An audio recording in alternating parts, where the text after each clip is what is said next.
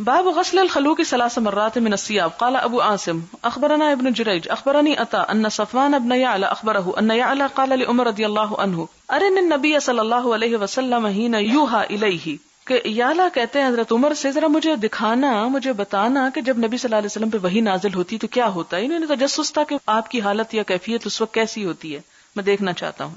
قال فبینما النبی صلی اللہ علیہ وسلم بالجعرانہ، ایک مرتبہ نبی صلی اللہ علیہ وسلم جعرانہ کے مقام پر تھے. ومعه نفر من اصحابہ، اور آپ کے ساتھیوں کا ایک گروہ تھا. جاءہ رجل، ایک شخص آیا. فقال، کہنے لگا یا رسول اللہ کیف تری فی رجل احرم بعمرۃ، آپ کا کیا خیال ہے اس شخص کے بارے میں کہ جس نے عمرے کا احرام پہنا ہو.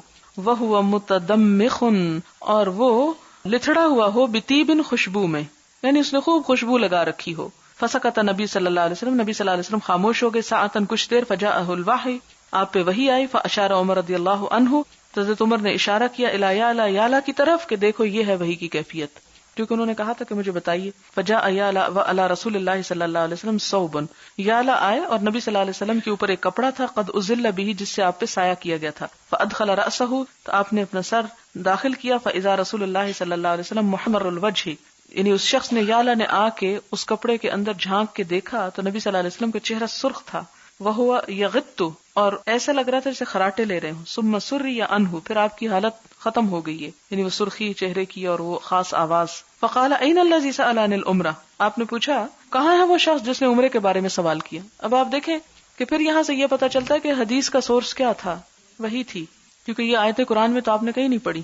فأتی برجل، تو شخص لایا گیا جس نے سوال کیا تھا. فقال، آپ نے فرمایا اغسل الطیب، خوشبو دھو ڈال. الذی بک 3 مرات، جو تجھ پہ لگی ہے 3 مرتبہ. وانزع عنک الجبہ، اور یہ چوغا اتار دے. وصنع فی عمرتک ما تصنع فی حجتک، اور کرو اپنے عمرے میں جو تم کرتے ہو اپنے حج میں. قلت لعطا، میں نے عطا سے پوچھا. اراد الانقاء، یعنی آپ نے صفائی کا یا دھونے کا ارادہ کیا تھا. حین امرہ، جب اس کو حکم دیا. ان یغسل 3 مرات، کہ 3 مرتبہ دھو لے. قال نام، کہتے ہاں. اب اس میں کیا پتہ چلتا ہے کہ آپ نے کیا فرمایا کہ تم 3 دفعہ دھو لو، اور دھونے سے پھر جتنی بھی اتر جائے تو اتر جائے. اور دوسرا کیا ہے، باب الطیب عند الاحرام، احرام پہنتے وقت خوشبو لگانا. وما یلبس، اور جب وہ پہنے. اذا اراد ان یحرم، جب ارادہ کرے کہ احرام باندھے. ویترجل، کنگھی کرے. ویدہن، تیل لگائے. یعنی کیا یہ سب کام درست ہیں؟ وقال ابن عباس رضی اللہ عنہما یشم المحرم الریحانہ، ابن عباس کہتے ہیں کہ احرام والا خوشبو کا پھول سونگھ سکتا ہے. ریحان خوشبودار پھول کے لیے ہے. وینظر فی المرآۃ، اور شیشہ دیکھ سکتا ہے. وَيَتَدَاوَى بِمَا يَأْكُلُ الزَّيْتَ، اور دوائی لے سکتا ہے جو وہ کھاتا ہے تیل میں سے. وسمن، اور گھی میں سے. مثلا گھی اور تیل کے ساتھ جو دوائی وہ لیتا ہے، جیسے اب بھی بعض حکیمی دوائیاں جو کہتے ہیں کہ ان کو مکھن کے ساتھ کھائیں یا کچھ، تو یہ بھی کر سکتا ہے. اس سے مراد یہ کہ اور بھی اس قسم کی جو دوائی کسی کی ہیبٹ ہے یا عادت ہے لینے کی تو وہ لے سکتا ہے. وقال عطا، اور عطا کہتے ہیں یتختم، ختم خاتم کہتے ہیں نا انگوٹھی کو، انگوٹھی پہن سکتا ہے. ویلبس الہمیان، اور اپنا بیلٹ باندھ سکتا ہے. ہمیانی کہتے ہیں بیلٹ کو. تو ابھی آپ نے لوگوں کو دیکھا ہوگا اپنے پاسپورٹ وغیرہ بیلٹ میں باندھے ہوئے ہوتے ہیں. وطاف ابن عمر رضی اللہ عنہما، اور ابن عمر رضی اللہ تعالیٰ عنہ نے طواف کیا. وہ محرم، اور وہ احرام کی حالت میں تھے. وقد حزم علی بطنہ بثوب، تو انہوں نے اپنے پیٹ کے اوپر ایک کپڑا باندھ رکھا تھا، یعنی ایک طرح سے بیلٹ باندھ رکھی تھی. ولم تر عائشہ رضی اللہ تعالیٰ عنہ بالتبان بأسا، اور حضرت عائشہ رضی اللہ تعالیٰ عنہ نے ان لوگوں کے لیے جانگیاں پہننے میں بھی کوئی حرج نہیں دیکھا. للذین یرحلون ہودجہا، جو ان کے ہودج کو کسا کرتے تھے، یعنی ایسا شخص جو مزدوری کرنے والا ہو. آپ کو معلوم ہے نا کہ وہ اونٹ کی سواری خواتین کے لیے کیسی ہوتی تھی، اور وہ واقعہ بھی یاد کر لیں جب حضرت عائشہ کا ہار گما تھا اور تمام واقعات. اس میں آپ دیکھیں کہ وہ جس طرح ڈولی ہوتی ہے نا ہمارے ہاں جو دلہنوں کو، اب تو وہ نہیں رہی، لیکن یہ ہے کہ شاید کہیں دیکھی ہو آپ نے، ڈولی کی طرح ہی کجاوا بھی نیچے پہلے رکھا جاتا ہے، عورتیں اس پہ بیٹھ جاتی ہیں، پھر کچھ لوگ اٹھا کے اس کو کیا کرتے ہیں، اونٹ پر رکھتے ہیں. اب ایک شخص جس نے احرام پہنا ہو تو ہو سکتا ہے اسے یہ ڈر ہو کہ یہ کجاوا اوپر رکھتے اور اوپر سے نیچے اتارتے کہیں اٹک کے کھل ہی نہ جائے. تو ایسے لوگ احتیاطاً اگر اپنے سطر کو چھپانے کے لیے کوئی اور لباس نیچے سے عذراً پہننے تو حضرت عائشہ اس کی اجازت دیتی تھی، وہ کہتی تھی کوئی حرج نہیں ہے. اور اسی سے پھر گھڑی اور اینک اور انگوٹھی یہ سب کچھ اسی میں شامل ہو جاتا ہے. اب اسی طرح یہ ہے کہ اگر کسی کو کوئی دوا کھانی ہے تو بھی، لگانی ہے تو بھی. پھر اسی طرح اگر کسی کا ناخن ٹوٹ جاتا ہے تو اس ناخن کو اتارا جا سکتا ہے، یہ نہیں کہ وہ لٹکا رہے اور انسان اذیت اٹھاتا رہے. پھر اسی طرح یہ ہے کہ دانت نکلوانا ہو، اگر کسی کو تکلیف ہو جائے تو وہ بھی نکلوا سکتا ہے. اسی طرح نہا سکتا ہے، کپڑے چینج کر سکتا ہے. حدثنا محمد بن یوسف حدثنا سفیان ان منصور ان سعید ابن جبیر قال کان ابن عمر رضی اللہ عنہما یدہن بالزیت، کہ ابن عمر جو تھے وہ تیل لگاتے تھے. فذکرتہ لابراہیم، میں نے ابراہیم سے اس کا ذکر کیا نخعی. فقال ما تصنع بقولہ، تو انہوں نے کہا کہ تم ان کی بات کو کیا کرو گے. حدثني الاسود عن عائشہ رضی اللہ عنہا قالت کانی انظر الى وبیس الطیب فی مفارق رسول اللہ صلی اللہ علیہ وسلم. یعنی تم ابن عمر کی بات کرتے ہو، دیکھو حضرت عائشہ کی روایت ہے میرے پاس جس میں وہ کہتی ہیں کہ گویا کہ میں دیکھ رہی ہوں حضور صلی اللہ علیہ وسلم کی خوشبو کے نشان ان کی مانگ میں. مفارق مانگ، وہ محرمن، اور وہ احرام کی حالت میں تھے. اچھا، اب یہ ہے کہ ایک میں آپ نے منع کیا اور دوسرے میں آپ نے لگایا اور لگانے کی اجازت دی. تو کہتے ہیں کہ یہ جو پہلی حدیث ہے یہ 8 ہجری کا واقعہ ہے اور دوسری 10 ہجری کا، یعنی حجۃ الوداع میں آپ نے خوشبو لگائی. اس لیے کہتے ہیں کہ جو عمل آپ کا بعد کا تھا وہ حجت ہے اور جو پہلے کا تھا وہ چھوڑ دیا جائے گا. یعنی نیت کرنے سے پہلے جو خوشبو لگائی جاتی ہے اگر وہ جسم پر ٹھہر جائے تو اس میں حرج نہیں ہے. احرام پہننے کے بعد خوشبو نہیں لگا سکتے. حدثنا عبداللہ ابن یوسف اخبرنا مالک ان عبد الرحمن ابن القاسم ان ابیہ ان عائشہ رضی اللہ عنہا زوج النبی صلی اللہ علیہ وسلم قالت کنت اطیب رسول اللہ صلی اللہ علیہ وسلم الاحرامی. حضرت عائشہ کہتی ہیں میں خوشبو لگاتی تھی نبی صلی اللہ علیہ وسلم کو احرام کے لیے. حین یحرم، جب احرام باندھتے تھے، ولحلہ، اور اسی طرح کب خوشبو لگاتی تھی؟ جب آپ احرام کھولتے تھے. قبل ان یطوف بالبیت، اس سے پہلے کہ آپ طواف زیارت کریں.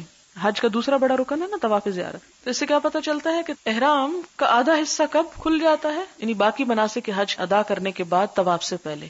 اور پوری طرح حلال انسان کب ہوتا ہے؟ جب وہ طواف بھی کر چکا ہوتا ہے.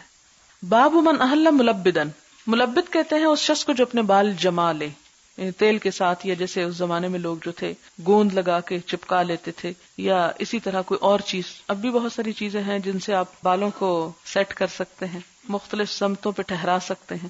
تو اگر کوئی شخص اپنے بالوں کو، جس کے اڑنے والے بال ہوں اور اسے یہ معلوم ہو کہ مجھے مشکل ہوگی، تو ان کو جما کے اگر کوئی چیز لگا کے کرتا ہے عمرہ یا حج تو کوئی حرج نہیں. حدثنا اسبغ اخبرنا ابن وهب عن يونس عن ابن شهاب عن سالم عن ابيه رضی اللہ عنہ قال سمعت رسول اللہ صلی اللہ علیہ وسلم يحل ملبدا.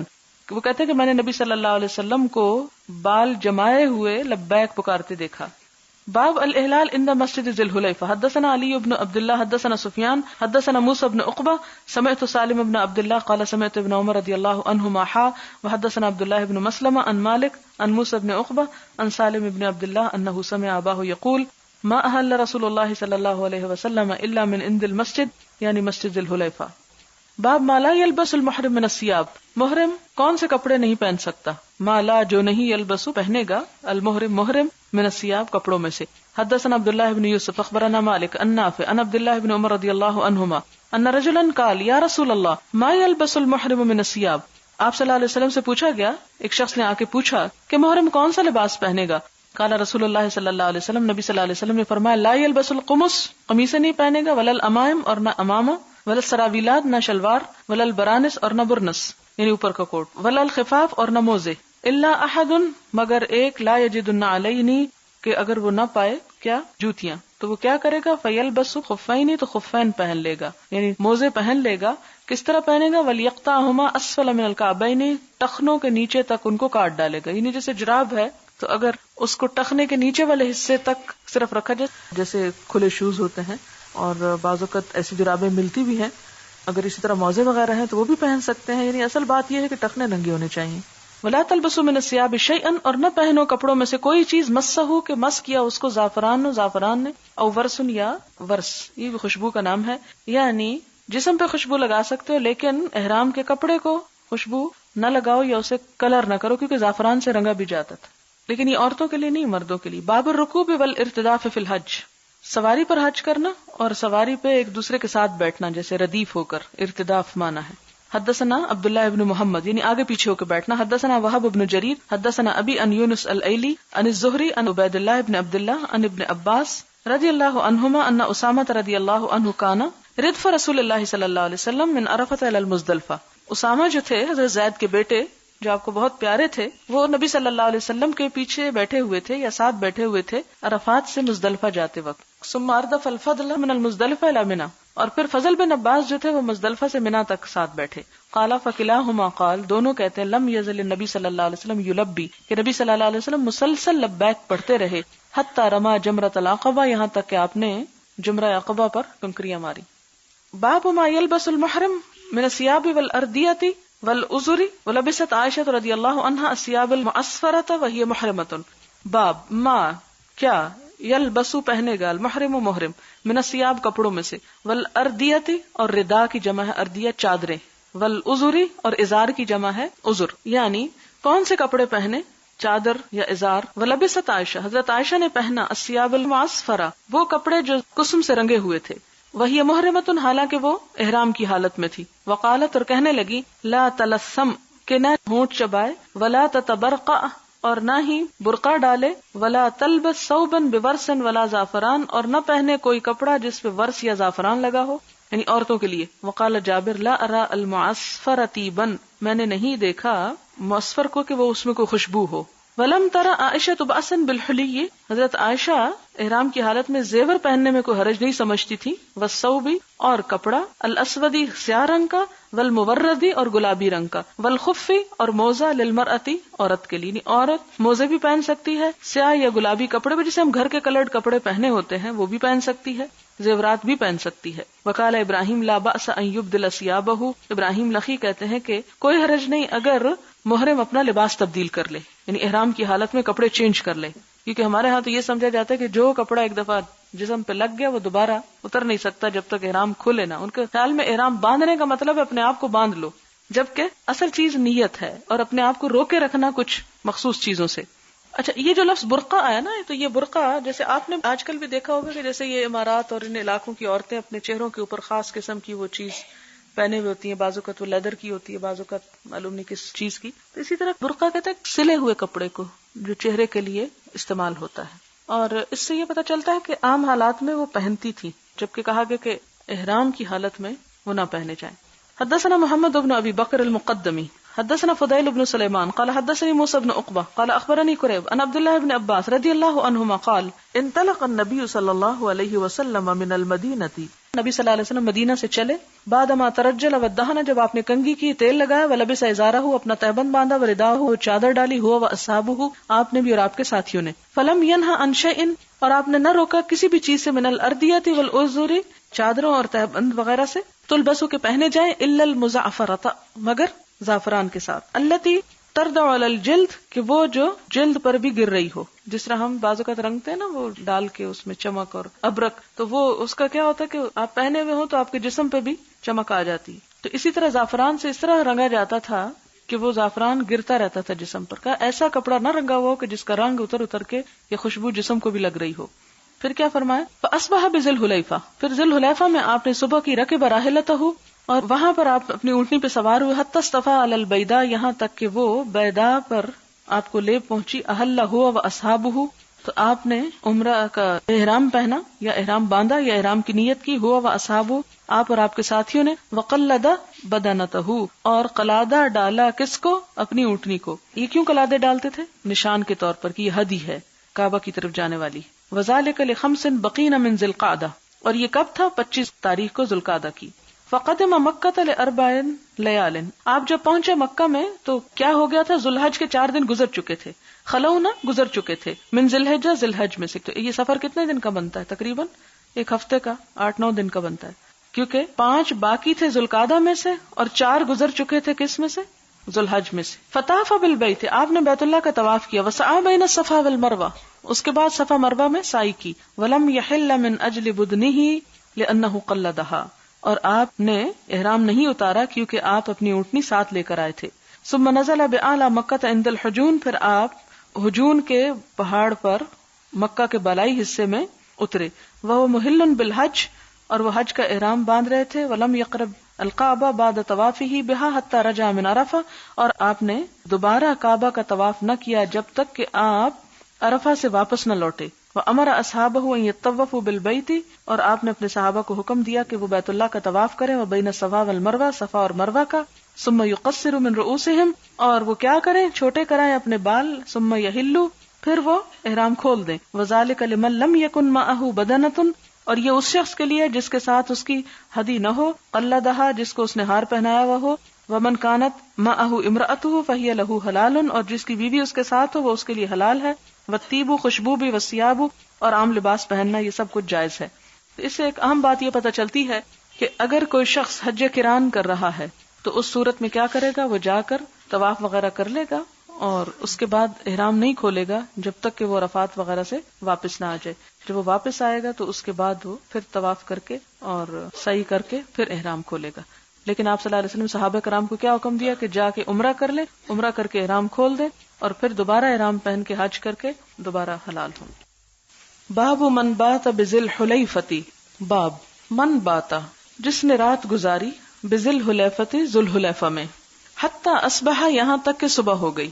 قالہ ابن عمر رضی اللہ عنہما عن النبی صلی اللہ علیہ وسلم، ابن عمر رضی اللہ تعالی عنہ نے یہ بات نبی صلی اللہ علیہ وسلم سے روایت کی ہے.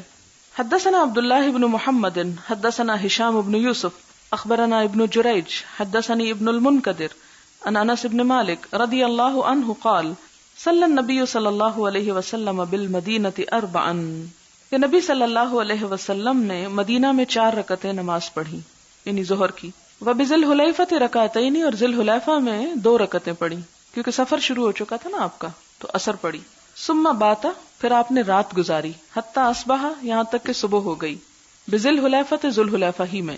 فلما رکب راحلتہ، پھر جب آپ سوار ہوئے اپنی اونٹنی پر، واستوت بہ، اور وہ آپ کو لے کر سیدھی ہوئی، استوا مساوی سے برابر یعنی ہموار ہوئی، بالکل سیدھی ہو گئی. احلّا، تو آپ نے لبیک کہی. اس سے کیا پتہ چلتا ہے کہ مدینہ سے آپ حج کی نیت سے نکلے تھے، ذو الحلیفہ میں آ کے آپ نے آرام کیا، پوری رات رہے، پھر وہاں سے صبح احرام پہن کے چلے، تو ایسا کرنا درست ہے. حدثنا قتیبہ حدثنا عبد الوہاب حدثنا ایوب عن ابی قلابہ عن انس بن مالک رضی اللہ عنہ ان النبی صلی اللہ علیہ وسلم صلی الظہر بالمدینۃ اربعا، کہ نبی صلی اللہ علیہ وسلم نے مدینہ میں ظہر کی نماز 4 رکعتیں پڑھی. وصلی العصر بذی الحلیفۃ رکعتین، اور عصر کی نماز ذو الحلیفہ میں 2 رکعتیں پڑھی. قال واحسبہ بات بہا حتی اصبح، اور میں سمجھتا ہوں کہ انہوں نے وہاں رات گزاری یہاں تک کہ صبح ہو گئی. باب رفع الصوت بالاحلال، رفع الصوت آواز بلند کرنا، بالاحلال لبیک کہتے ہوئے، تلبیہ پڑھتے ہوئے، یعنی اونچی آواز سے پڑھنا چاہیے، یا ابتداء میں جب آپ نیت کریں تو پکار کے کریں تاکہ پتہ چلے سب کو کہ شروع ہو گیا. حدثنا سلیمان بن حرب حدثنا حماد بن زید عن ایوب عن ابی قلابۃ عن انس رضی اللہ عنہ قال صلی النبی صلی اللہ علیہ وسلم بالمدینۃ الظہر اربعا، کہ نبی صلی اللہ علیہ وسلم نے مدینہ میں ظہر کی 4 رکعتیں پڑھی.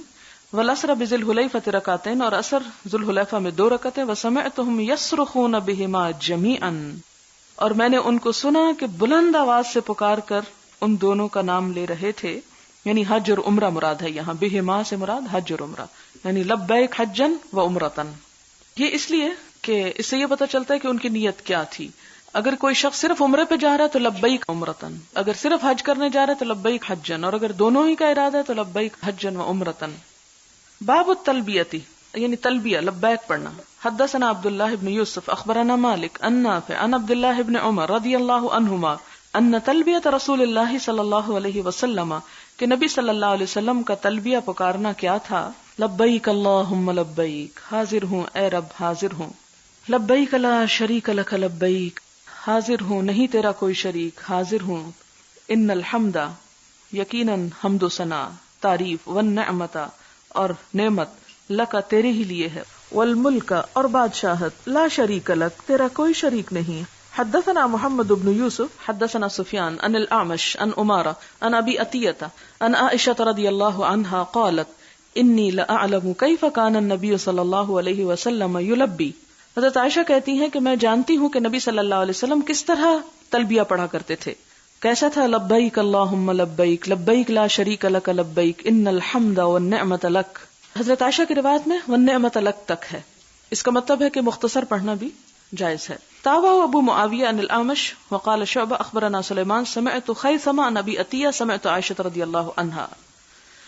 باب التحمید والتسبیح والتکبیر قبل الاحلال، یعنی لبیک کہنے سے پہلے الحمدللہ، سبحان اللہ اور اللہ اکبر کہنا. عند الرکوب علی الدابۃ، سواری پر سوار ہوتے وقت، یعنی لبیک سے پہلے الحمدللہ، سبحان اللہ، اللہ اکبر، یعنی جب سواری پہ بیٹھیں تو یہ پڑھ لیں.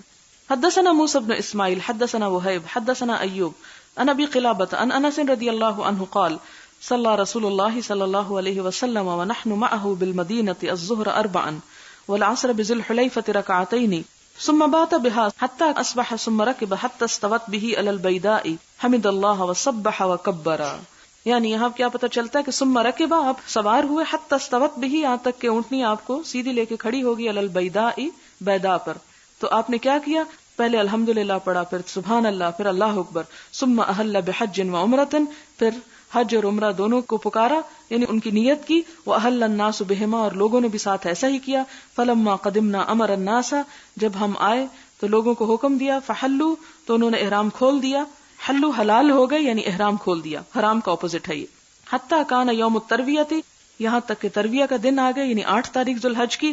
احلوا بالحج تو انہوں نے پھر دوبارہ سے حج کا احرام باندھا. قال ونحر النبی صلی اللہ علیہ وسلم بدنات بیدہ قیاما اور نبی صلی اللہ علیہ وسلم نے اونٹ قربان کیے اپنے ہاتھ سے قیاما جبکہ وہ کھڑے تھے.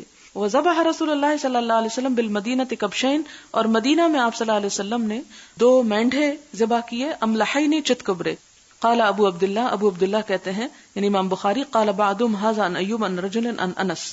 یعنی حج کے موقع پہ آپ نے اونٹوں کی قربانی دی لیکن مینڈوں اور بکروں وغیرہ کی کہاں دی؟ مدینہ میں، یعنی اسی سال نہیں جبکہ آپ حج پہ نہیں آئے تھے ان سالوں کی بات ہے. باب من احل حين استوت به راحلته قائمة جب سواری سیدھی کھڑی ہو اس وقت لبیک کہنا. حدثنا ابو عاصم اخبرنا ابن جریج قال اخبرني صالح بن كيسان عن نافع عن ابن عمر رضي الله عنهما قال احل النبي صلى الله عليه وسلم حين استوت به راحلته قائمة. باب الاحلال مستقبل القبلة قبلے کی طرف منہ کر کے احرام باندھنا. وقال ابو معمر حدثنا عبد الوارث حدثنا ایوب عن نافع قال كان ابن عمر رضی اللہ عنہما اذا صلى بالغداة بذی الحلیفة امر براحلته فرحلت. ابن عمر جو تھے اذا صلى جب نماز پڑھ لیتے بالغداة صبح کی بذی الحلیفہ ذو الحلیفہ میں امر براحلته تو حکم دیتے اپنی اونٹنی کو فرحلت تو اس پہ پالان رکھ دیا جاتا. ثم رکب پھر سوار ہوتے. فاذا استوت به جب ان کو لے کے وہ کھڑی ہو جاتی استقبل القبلة قائما تو وہ کیا کرتے؟ قبلے کی طرف منہ کر کے رک جاتے یعنی کھڑے ہو جاتے. یہ نہیں کہ اونٹ کے اوپر کھڑے ہو جاتے، مراد یہ ہے کہ اس اونٹنی کا منہ بھی ادھر کر لیتے. ثم یلبی پھر تلبیہ کہتے حتی یبلغ المحرم یہاں تک کہ وہ حرم پہنچتے. محرم یہاں حرم کے معنی. ثم یمسک تو تلبیہ کہنا چھوڑ دیتے. حتی اذا جاء ذاتوان یہاں تک کہ جب ذی طوا میں آتے، ایک وادی کا نام ہے. بات بھی تو وہاں پر رات رک جاتے. بات بیت سے ہوتا، بیت گھر کو کہتے ہیں اور گھر وہ جگہ جہاں انسان رات گزارتا ہے. حتی یصبح یہاں تک کہ صبح ہو جاتی. فاذا صلی الغداة جب صبح کی نماز پڑھتے اغتسل غسل کرتے. وزعم اور سمجھتے تھے ان رسول اللہ صلی اللہ علیہ وسلم فعل ذلك کہ نبی صلی اللہ علیہ وسلم نے ایسا ہی کیا. تابع اسماعیل ان ایوب فی الغسل اور ایک اور روایت میں بھی غسل کا ذکر ہے. اس سے مراد یہ کہ مکہ میں داخل ہونے کے لیے پھر وہ دوبارہ غسل کر لیتے کیونکہ دور سے آتے، کئی دن کا سفر ہوتا، گرمی دھوپ مٹی سفر کی تھکان، تو وہ یعنی عمرہ پھر شروع کرنے سے پہلے نہا لیتے. تو ہمارے ہاں عموماً یہ سوچا جاتا ہے کہ جب احرام پہن لیں تو پھر نہانا مکروہ ہے. حدثنا سلیمان بن داود ابو الربیع حدثنا فلیح عن نافع قال كان ابن عمر رضی اللہ عنہما اذا اراد الخروج الى مکہ ادہن بدہن. ابن عمر جو تھے مکہ جانے کا جب ارادہ کرتے تو کیا کرتے؟ تیل لگاتے. لیس له رائحۃ طیبہ جس کی اچھی خوشبو نہ ہوتی یعنی جس میں خوشبو نہ ہوتی. ثم یاتی مسجد الحلیفہ پھر ذی الحلیفہ میں آتے یعنی اس کی مسجد میں آتے. فیصلی ثم یرکب نماز پڑھ کر سوار ہوتے. واذا استوت به راحلته قائمة احرما یعنی جب اونٹنی کھڑی ہو جاتی تو پھر تلبیہ پڑھتے. ثم قال هكذا رأيت النبي صلی اللہ علیہ وسلم يفعل اور پھر انہوں نے کہا کیا کہ اسی طرح میں نے نبی صلی اللہ علیہ وسلم کو کرتے دیکھا. باب التلبیۃ اذا انحدر فی الوادی جب وادی کی طرف اترے. انحدر کا مطلب اوپر سے نیچے آنا، تو اس وقت تلبیہ پڑھنا. یعنی کوئی چڑھائی آئے یا اترائی آئے تو اس وقت تلبیہ پڑھا جائے. لیکن یہ ہے کہ مثلاً اب تو سڑکیں بن گئی نا، تو اس وقت تو اونٹنیوں کے اوپر سفر ہوتا تھا اور وہ سفر جو تھا اس میں راستے میں بعض اوقات نیچے کو کھڈے کی طرف جانا ہوتا کیونکہ لیول راستے نہیں تھے. تو میں کہ خاص طور پر جب نیچے کی طرف اونٹنی جا رہی ہوتی تھی تو وہ تلبیہ پڑھ رہے ہوتے تھے. حدثنا محمد بن المثنى قال حدثني ابن ادی عن ابن عون عن مجاہد قال كنا عند ابن عباس رضی اللہ عنہما فذكروا الدجال انه قال مکتوب بین عینیہ کافر. ابن عباس سے یہ روایت ہے کہ لوگ ان کے پاس بیٹھے ہوئے تھے تو لوگوں نے دجال کا ذکر کیا کہ حضور صلی اللہ علیہ وسلم نے فرمایا تھا کہ مکتوب لکھا ہوا ہے بین عینیہ اس کی 2 آنکھوں کے درمیان کیا لکھا ہوا ہے؟ کافر کہ وہ کافر ہے. یعنی دجال کی 2 آنکھوں کے بیچ میں گویا پیشانی پر لکھا ہوگا کافر. فقال ابن عباس کہتے ہیں لم اسمعہ میں نے یہ نہیں سنا ولکنہ قال لیکن آپ نے یہ فرمایا تھا کہ اما موسیٰ کانی انظر الیہ جہاں تک موسیٰ علیہ السلام کا تعلق ہے، گویا کہ میں ان کی طرف دیکھ رہا ہوں، اذا انحدر فی الوادی یلبی، کہ وہ جب وادی میں اترتے ہیں تو تلبیہ پڑھتے ہیں. یہاں کہا جاتا ہے کہ اصل میں عیسیٰ علیہ السلام ہیں مراد، کیونکہ دجال کو عیسیٰ علیہ السلام ہی قتل کریں گے.